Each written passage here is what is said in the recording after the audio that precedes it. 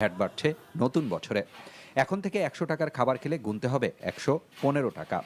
একইভাবে বাড়ছে পোশাক, মিষ্টি, বিস্কুট, আচার, টিস্যু পেপার সহ বেশ কিছু পণ্যের ভ্যাট। এছাড়া বাড়তে পারে বিমান ভাড়াও। অভ্যন্তরীণ থেকে শুরু করে সার্কভুক্ত সহ ইউরোপ, আমেরিকা ভ্রমণে শুল্ক বাড়তে পারে। বৃহস্পতিবার সচিবালয়ে ক্রয় সংক্রান্ত উপদেষ্টা পরিষদের বৈঠক শেষে এ বিষয়ে সাংবাদিকরা জানতে চান অর্থ উপদেষ্টার কাছে।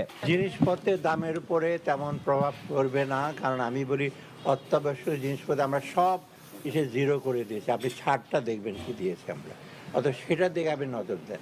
কারণ ইনফ্লেশনের মেইন আমাদের ওয়েটটা ইন্ডিকেটারসগুলো হলো চাল, ডাল, এইগুলো আপনারা জানেন।